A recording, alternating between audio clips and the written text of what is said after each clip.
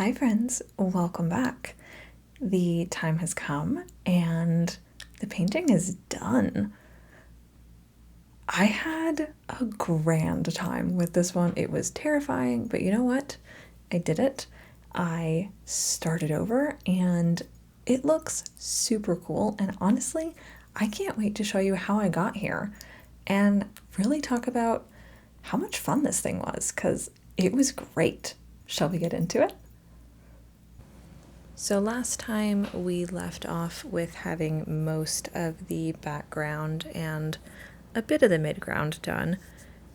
So today we are starting on more foreground and having to make some kind of big decisions that will really impact how this piece looks in the future and how the finished piece looks is, I mean, obviously, because this video will show you how the finished piece looks. But anyway, so I had already obviously blocked out everything when I initially started this painting. So I had these two sections on the sides that are more cliffs that kind of make a window so that you can see into this area, this ravine. And I had blocked them out with just a basic brown that was pretty thin, pretty watery, just so that I didn't forget what I had intended to have there in the first place. So here I'm just going in with the color Chocolate from Turner Acrylic Wash, and I love this color. It's just a little bit warmer of a brown without being too warm. It is literally like the color of milk chocolate. It is a beautiful color. I think it turns out super nicely. Every single time I've used it, I've been happy with it. Well, that's not true. There's some places where I shouldn't have put it and I had to cover it, but you know what I mean. So I was very particular about the color of light on this painting because if you look closely, the far back background where you have the little sunrise or sunset, I have not specified which one it is warmer tones because there's the sun shining directly on it. And then we go into cooler tones as we get less light and more reflective light off the water, which almost always, at least in situations like this, comes out a little bit bluer and a little bit cooler rather than warm. But then as we move farther out and you get these two like window pane pieces, these I wanted to go back to being that warm color to show that this is kind of these two sections of rock are much closer to you and relatively far away from the scene that we're looking at in the center of the canvas. And the best way that I knew to illustrate that was to go back to it being a warm tone. So again, I did chocolate. I let that set, which sounds like I'm a chocolatier, but you know what I mean. And then I went in with my oil pastels to add the shading in the rock that I was looking for. And here I am using my handy dandy little blending stump and just kind of pulling that oil pastel color in together and blending it into something much more similar to what I have on the rest of the cliffs in the painting. I am really loving how oil pastels look when used in this kind of a treatment. And unlike the last painting where I did oil pastels and then put paint on top of them for some reason, this time, because a lot of the paint on this canvas was already done when I came to it, I could just put oil pastels over the top and start adding those details and really starting to make it pop in a very different way than what you can easily achieve with gouache while living in a desert, because it dries so fast here. And then because I'm not doing regular gouache, I'm doing acrylic gouache, once it dries, it is set. It's not going to move. So having another medium that I can use on top of it like this it just adds a whole other level to the detail I'm able to get in pieces like this. And honestly, I think that I could not have finished this painting if I wasn't dabbling in oil pastels. If I wasn't doing this, if oil pastels were not a thing that I had discovered in the last year and really started playing with and honing my skills with, I don't think that I really ever would have come back to this painting. And in some ways that makes me a little sad because I want to think that I could have finished this and made it really cool with just paint. But at the same time, I think it's really cool that I, as an artist, knew when I had reached that point that I could pick up this painting again with a new medium and make it into something really epic. Even if it's not quite what I had in mind when I first started this painting, it's honestly really beautiful. And because I don't often do paintings at this scale with this many different perspective points, it was a lot of fun, and this was a real challenge for me, even with adding the oil pastels and just starting to like lean into new processes that I've only recently really dabbled in. It was a challenge, and it was really fun. And again, if I hadn't been doing the oil pastels, I don't know how I could have done this in gouache and gotten this same level of detail. Because that medium, and I love gouache. Gouache is my favorite. It is my happy place. It will probably always be my happy place.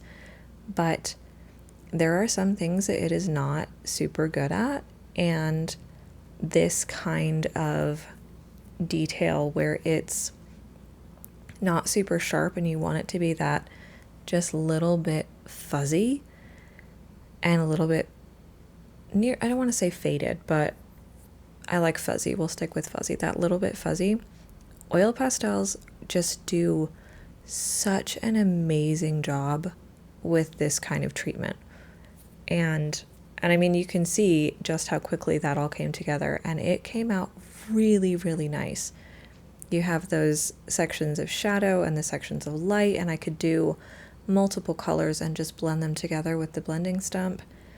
It was absolutely beautiful, and my arm was exhausted by the end of that. Using the blending stump is not necessarily the easiest thing. It is easier in a lot of ways than just using your finger to blend oil pastels, but it is still, they're not the easiest thing in the world to blend. So doing it for that long, even though, I mean, it probably took 15 minutes to do all of that oil pastel work, by the end of that, my arm was about done with the oil pastels. Here I am adding some vines to the edges of these little cliffs, or these little outcroppings, I guess might be the correct term here.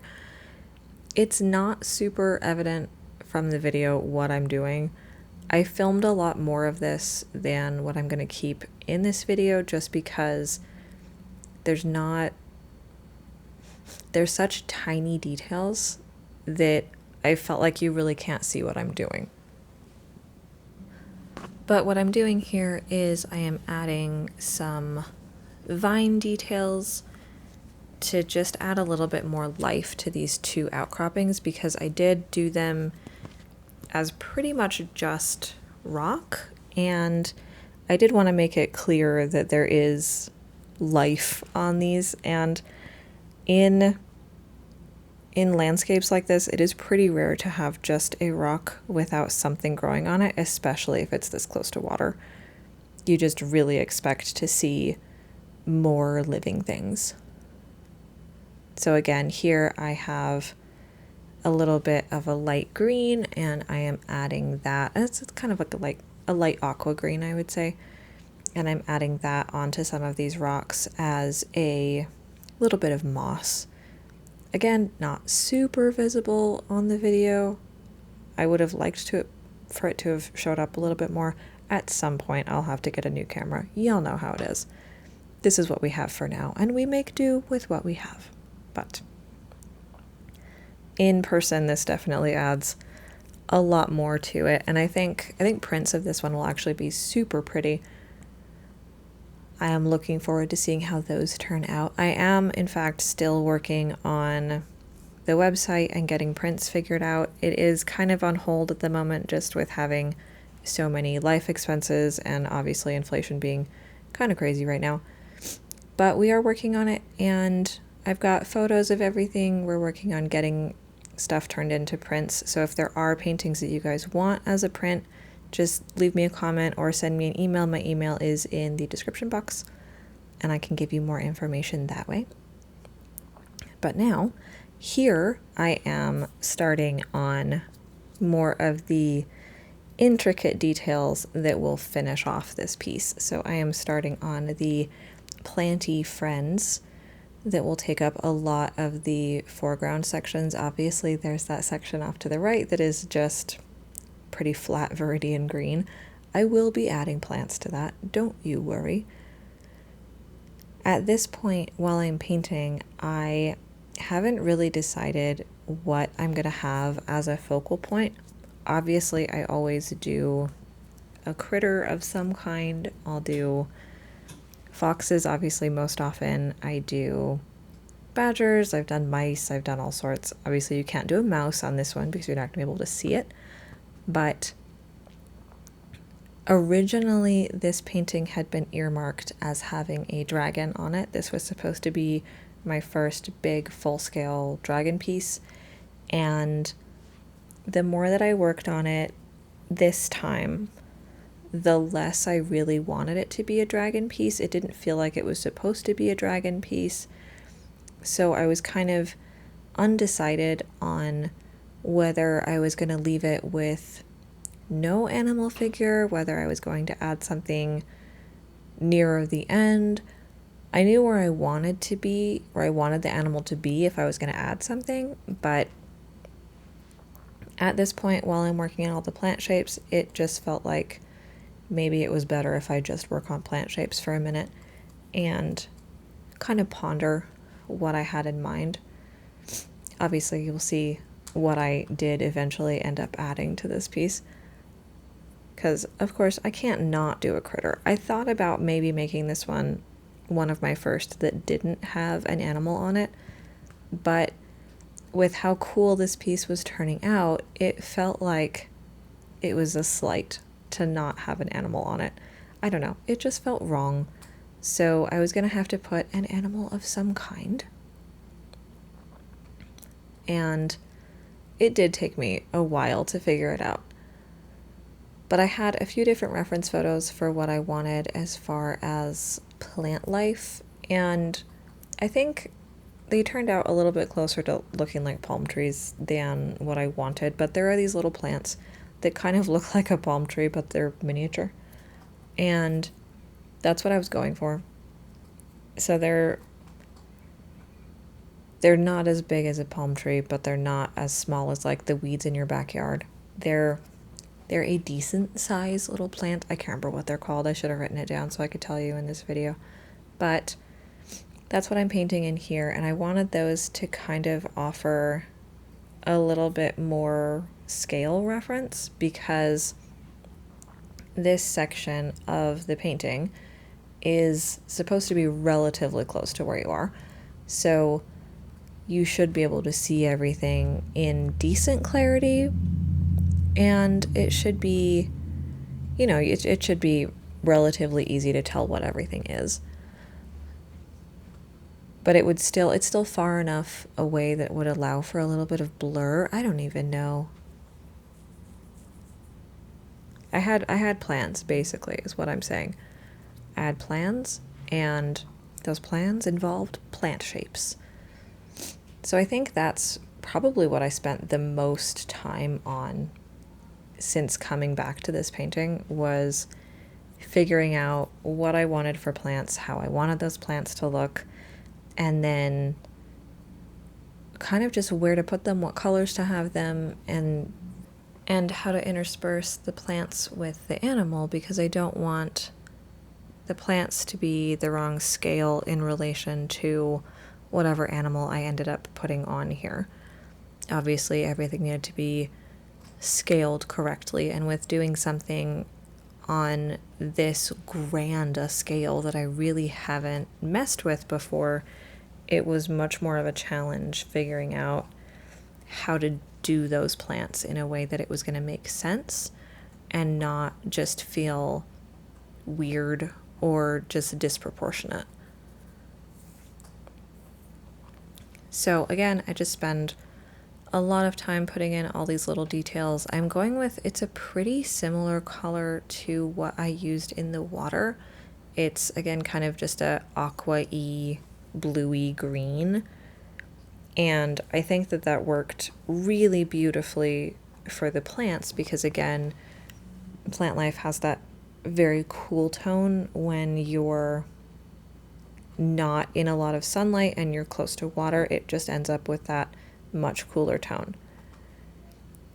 And here, as promised, we will add more color to this blotch of green. This whole section of the canvas, because the last year when I stopped working on this, I had sections down here that just had no paint in them whatsoever. This part was kind of, in some ways, extra daunting for me to get to because it wasn't like I was working with something actual that was already put on the canvas like I was with all the mountains in the background. I couldn't just be like, well, I need to add some more detail, and if I do oil pastels like this, it'll come out how I really wanted it to look in the first place. This section was just white when I came back to it. So trying to decide what I wanted and how I wanted it was really tricky and honestly very daunting. But here is where I decided that it was time to paint in our animal. And you know me, y'all. You should have known. It's a fox. It's just a fox. I shouldn't say just. It's an adorable fox. I kind of liked doing the fox in here because everything is such cool tones in this section of the canvas that having that vibrant red fox really pops in this one. And I think it came out really cute. She's a super cute little fox and I love her. So the reason why I stopped working on the plants to go back to the fox is that I wanted the ability to put some more of those like mini palm tree guys in front of the fox if I wanted to. I could have some of the like leaves reach over in a way that they would kind of block some of the tail or some of her legs or whatever seemed like it was the right fit at the time. I didn't want to be blocked in by not having put the fox in yet. And I also wanted it to be more obvious that she belonged here. She wasn't an afterthought when I was painting it. Like, she was designed for this piece. She wasn't a thing that I finished the painting and then went, oh, and a fox would be really cute right here. It was, I knew I wanted an animal. I knew where I wanted the animal. So I'm going to add the fox now so that I can add plants in the next layer, and they'll be in such a way that I can kind of push the fox a little bit farther back from, I always want to say focal point. I want to put things in like photography terms, and I don't know if that's correct with paintings or not, but I want to push the fox a little bit farther out from the main focal point. Like, obviously she's where your eye is going to go because she's red, but I didn't want her to be front and center. I wanted her to be a little bit farther back in. So we painting her in really quick. Took me a couple of tries to get the sketch, but not too bad. And once she's in, we will go back to working on more of those lovely little plants. So here we are. Back to plants. Always plants, more plants. I think putting her in when I did was a very strategic thing to do, and it came out really good. I like how it looks with her being a little bit farther back like that. I like working with layers like this. I think it just comes out really nicely. It was a lot of fun to come back to this piece, to play with it, to make it into something totally different than what I originally had in mind, to make it into something that really matches my style now and something that really shows off everything that I can do with oil pastels, with gouache, with all of the new tools and techniques that I have developed over the past 6 months even. This painting really shows off a lot of the stuff that I really love doing with my art, and I think that that makes it extra special, even though, I mean, it was already special because it was a piece that I came back to after that long. It was always bound to be a super special piece for me, but there's something too about me taking it and turning it into something that it wasn't necessarily intended to be, because this was going to be a really epic dragon painting, and that's not what this canvas wanted to be. It wanted to be a beautiful, really grand scale fox painting.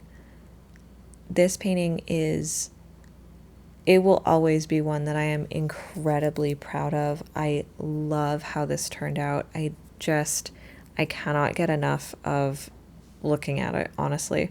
It turned out so beautifully.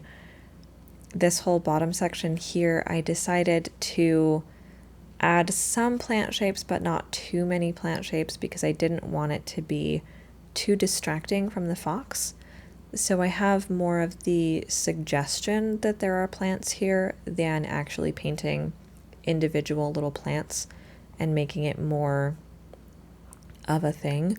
So it's just kind of blurry, grassy, planty shapes, and I think that was honestly the best decision I could have made for this section, because the more I tried to do more detail here, the more it felt like that wasn't really correct, because nothing else in this area really had that much detail. So putting a ton of detail into the plants just felt wrong. It felt like it didn't quite go the way that it wanted to. So just going in and adding rough plant shapes and almost little like smudges of bushes and grass blades and little weeds, it's just beautiful.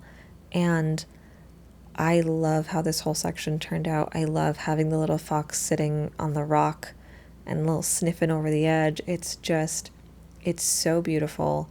And I really hope that you guys liked this one. It was an absolute blast. I am so proud of myself for coming back to this piece and finishing it and making it into something brand new. And here it is, finished for you guys to see. Thank you guys so much for watching. Don't forget to like, share, and subscribe.